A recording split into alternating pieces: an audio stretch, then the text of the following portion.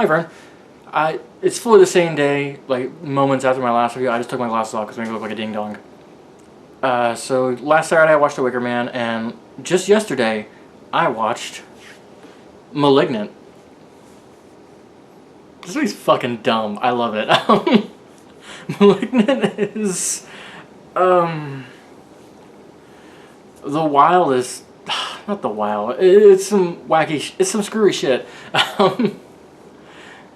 It's not the wildest thing I've ever seen. It's not the screwiest thing I've ever seen, but it is the wildest and screwiest thing I've seen in a while. And the wildest and screwiest mainstream release I've seen in a while, which I appreciate. My friend Noel described it. I think this is like pitch perfect, exact definition or description. It is like a B horror movie, got a blockbuster budget. So this is a piece by Mr. James Wan.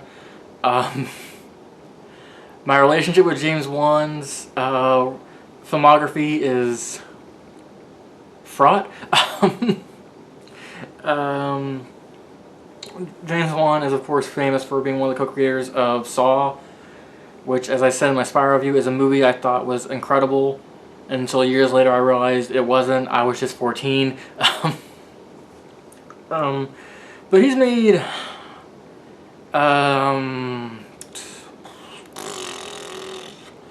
I don't know how to describe this. His au revoir, the French word I'm gonna put down here, is very, I'd say hit or miss, but you need a few hits for that, huh? I guess he doesn't miss yet. But James Wan's repertoire is bonkers. After Saw, he did a whole bunch of stupid shit. Dead Silence is one of the worst movies I've ever seen. I love it. The first Conjuring movie was pretty interesting. I liked it. And then he did 17 more. Did he do Insidious? I don't know. He probably didn't. I'll look it up later. But, and whatever.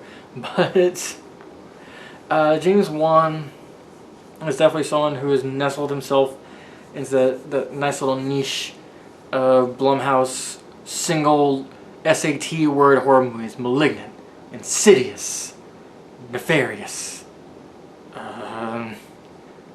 Spooky Bad. I made some of those up. Malignant is psycho. So it's this woman. Now I want to start with this. Malignant, I want to give a huge props to for how it starts. It starts with a scene at an insane asylum built on a cliffside on a dark and stormy night, where one of the patients is going crazy and killing doctors, and it is shot with the exact same cadence and like tone and beats as like a Full Moon Pictures film. And I've seen a lot of full moon movies. It is beautifully, gorgeously cheesy. It is so aware. The whole thing is so corny, and it knows it is, and it revels in it. So the movie is about this woman who, after her husband is murdered and she's attacked, discovers that she has a psychic connection with the murderer. There's more to it than that. I'll get into a spoiler section later on. But the movie, it's another friend of mine, Rick, mentioned it's like shockingly close to like giallo movies, like Italian horror films from like the 70s that are like super gory and like surreal, and like it has this really bright red kind of color scheme to some bits, which is shocking, because usually like these fucking Blumhouse movies, it's all dark blue all the time. Dark blue all the time. But yeah, like the red is like hyper red. It's really interesting. Yeah, it's bizarre. I like it. It's dumb, but so there's some really interesting shots in here. There's one bit where she's running away from a noise in her house, and it's like an overhead shot, and it's just like following her through like this gigantic Victorian house, like from the top down, no ceiling, and you see her like crisscross like through hallways and like over like stairways. It is super interesting. I'd love to know how they did that one. There's a lot of like really interesting. Well, I don't want to praise it too hard because it is a dumb movie, but there are some very fun shots. There's some very fun framing. I really love that bit with the running through the house bit. There's a montage of that where she's like putting deadbolts on the door, and like the next exterior shot is at the wildest Dutch angle I've ever seen. We're seeing the house like whoop, like that. It's just fun.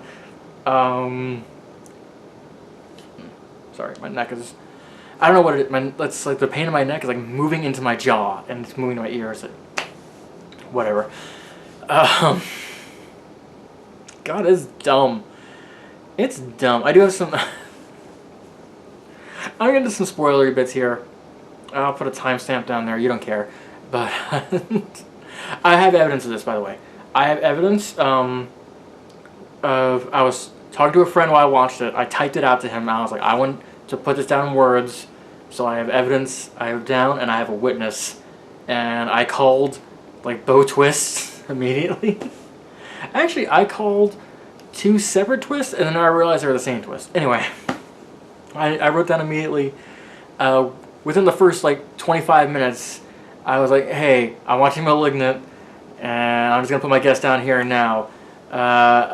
Creepy Electro Boy is a conjoined twin, or something." And after she was hit in the back of the head, she gained a psychic link to him. And later on, when I saw a chase scene featuring Electro Boy, and I saw how he was moving, I said again, it's like, actually no, Electro Boy is using her body, which is why he's a wacky backwards man. Guess who was right? Yeah, so the big twist of Malignant is the killer is actually the main character's evil conjoined twin who lives in the back of her head, who she didn't know about until her abusive husband cracked her skull open, revealing his face and unlocking. They find these movies from when she's like in the asylum for kids or whatever, and they show like him living on her back. So he's like, they remove it, but their brains are conjoined too, so they couldn't take his brain out, so they just crammed it into her skull. So he's just floating around in her cerebral cortex back there. It's so fucking dumb. Oh my god. It really feels like it's gonna be an odd comparison, but in Us, at the end when Red is explaining everything that happened, if you take it like complete in a really literal, or not literal, but like if you're really fucking CinemaSins about it, you can be like, that doesn't make any sense. That's stupid. Why it is? But it really feels like in 60s horror movies, where it was just vague, kind of like adjacent to science explanations of things that didn't really have to be grounded in hard science. So audiences kind of knew, because you're in this heightened like sense of, or suspension of disbelief. Excuse me. It was fine to just go with the flow in those cases where it's like, oh, okay, yeah, whatever, yeah. So even though like intellectually I know this is fucking dumb, you literally can't have a conjoined twin who's a different gender than, or biological gender than one of them, and it's stupid that he would just be living in her brain, inside her skull, and he wouldn't just atrophy. It's dumb that they would keep his eyes and teeth in there too and not take those out. It doesn't make any sense, anything that's happening, but if you really want to enjoy the film, if you don't want to just be a dickhead, you kind of have to roll with it. I like that a lot. Sound editing is like, I want to bring this up. First off, the soundtrack makes no goddamn sense. The villain's leitmotif is Pixies' Where Is My Head, which is A, a weird choice, and B, super on the nose. A weird choice, like tonally, because it's a fun, peppy remix of Where's My Head, and super on the nose. There's also one bit that really frustrated me a lot, where she's walking down a staircase and there's a jump scare of like a little boy, like because she's like home alone, while the little boy just running past the staircase. And I think in isolation that'd be a very like fun, like useful jump scare, but the fact that they pair it with like a really obnoxious violin scare chord, that A, broadcast it from a mile away, and B, like really undercuts any of the there, because you're more annoyed with the scare chord than you are like scared of the weird shape running by. I don't know. I'm a huge, I hate scare chord editing in fucking horror movies, or that shit where they have like a really intense like violins as like the tension ramps up, and then like the sound of an encyclopedia dropping in a different room. It's so annoying. I hate it. Anyway, let's see. What else was I gonna say? Some stray thoughts. I like Wacky Backwards Man. I think it's fun how he runs around in backwards because he lives in the back of his sister's head. When the main character comes home, I don't. This is annoying to me. She comes home and her abusive boyfriend is like just watching UFC on the couch or on her bed, and I don't like watching MMA as shorthand for this guy's a douche. Like I like MMA. Also, there's a fun bit where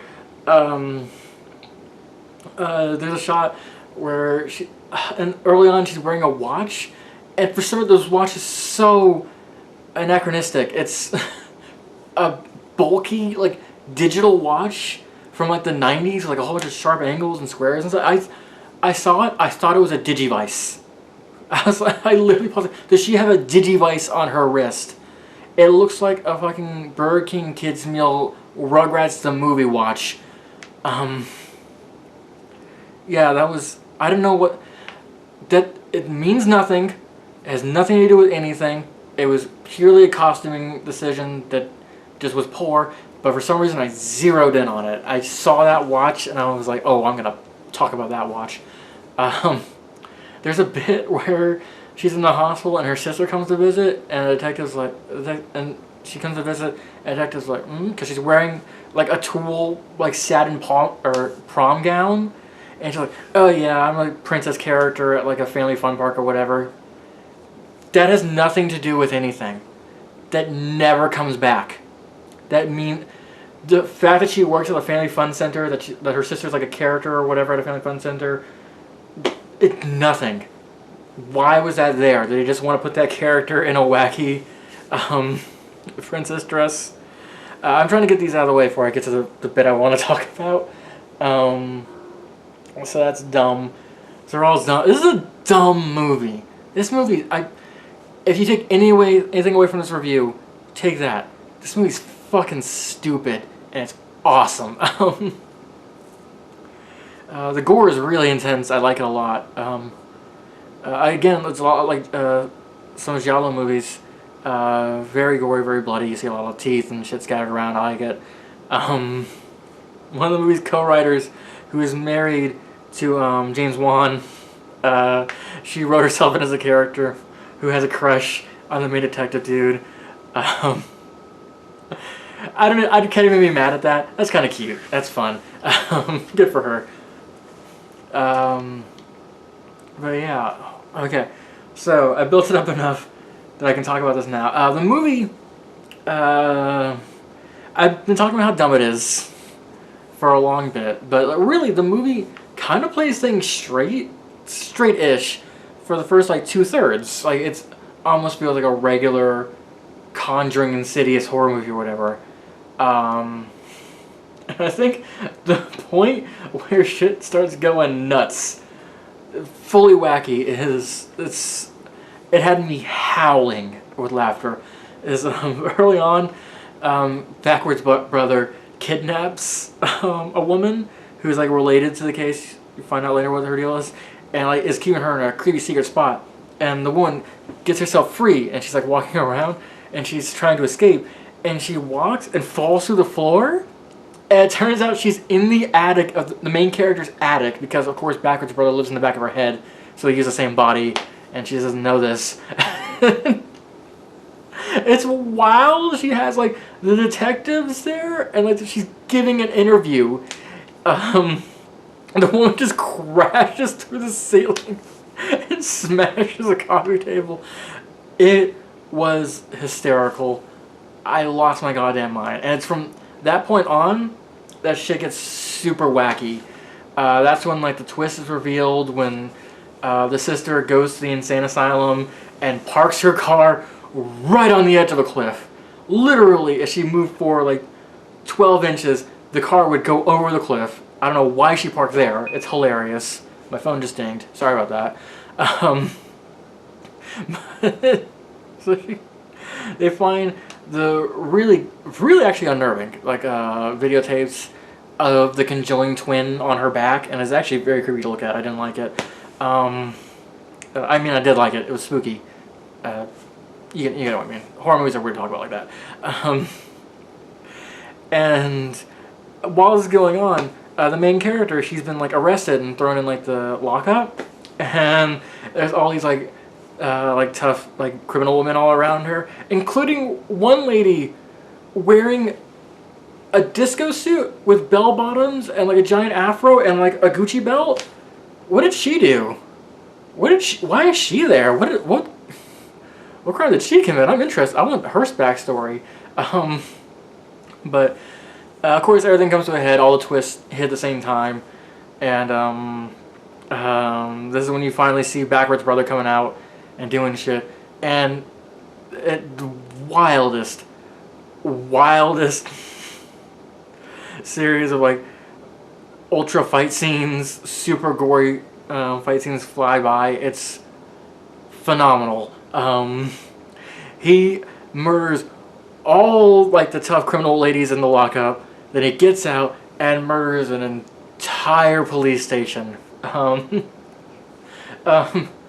It's an interesting, God, like as far as like choreography goes, cinematography goes, like it's actually an astounding scene.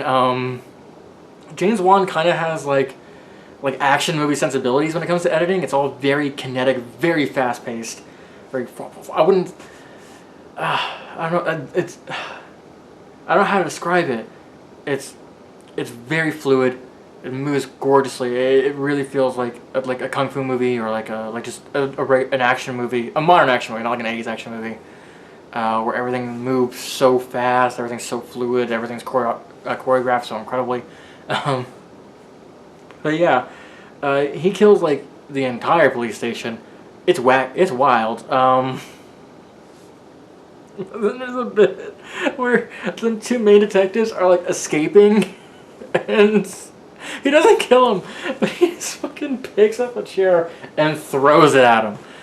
Just whop. It's great. And that's all he wanted to do. He does that and he runs off.